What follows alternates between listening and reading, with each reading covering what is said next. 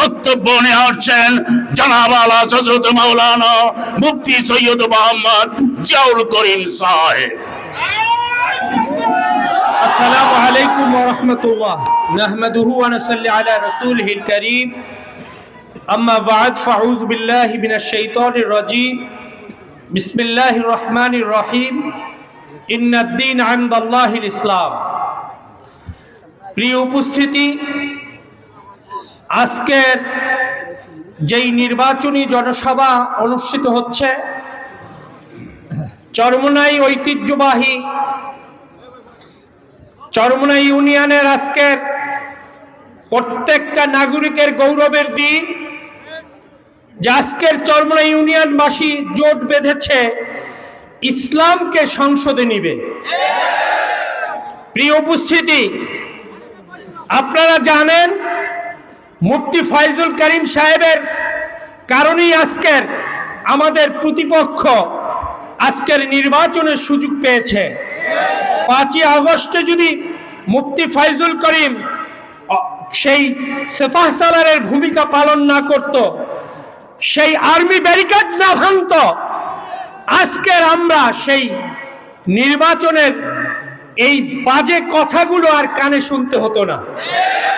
কিন্তু আশ্চর্যের বিষয়, প্রতিপক্ষ নির্বাচনের প্রার্থী 4 বার প্রার্থী নির্বাচিত হয়েছে,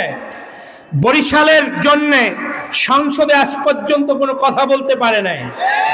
কিন্তু আপনাদের দোয়া, আল্লাহর রহমতে যদি আপনাদের এই প্রার্থী মুফতি ফয়জুল করিম সাহেব সেই সংসদে যায়, ইনশাআল্লাহ আমার দৃঢ় বিশ্বাস এই চরমোনাই ইউনিয়নবাসী শুধু গৌরবিত হবে না, চরমোনাই সহ এই 5 সদর 5 নয় সমগ্র বাংলাদেশের জন্য ইসলামের একটা প্ল্যাটফর্ম সৃষ্টি করতে পারবে, এটা আমার বিশ্বাস। সকল অনৈতিক বিলগুলোর বিরুদ্ধে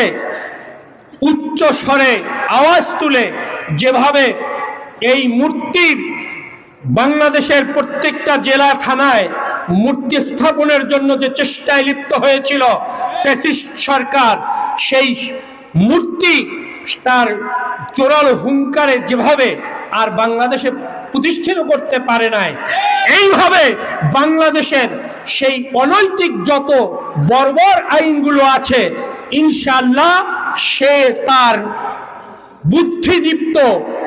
কণ্ঠস্বরের মাধ্যমে যদি বক্তব্য দিতে পারে, ইনশাআল্লাহ সেই সকল আইনগুলো পরিবর্তন করে আল্লাহর ফজল করমে চরমোনাই ইউনিয়নবাসী যেভাবে শান্তিময় পরিবেশে আমরা আজকের বসবাস করতে পারি, আজকের এখানে আওয়ামী লীগ, এখানে বিএনপি, এখানে জাতীয় পার্টি, এখানে জামাত, মওদুদিবাদ যারা আছে, এই আজকের সুন্দরভাবে বসবাস করি। মত পার্থক্য মতনৈক্য আছে, কিন্তু যেভাবে শান্তিময় পরিবেশে বসবাস করি, ইনশাআল্লাহ ইনশাআল্লাহ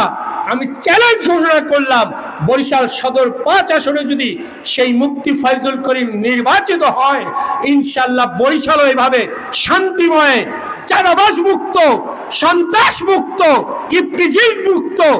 মাদক মুক্ত একটা সুন্দর পরিবেশ বরিশাল সদর 5 আসন পাবো। আমরা কি সেই মুফতি ফয়জুল করিমকে আমার আত্মীয় স্বজনকে দাওয়াত দিয়ে, আমার প্রতিবেশীকে দাওয়াত দিয়ে, বন্ধুকে দাওয়াত দিয়ে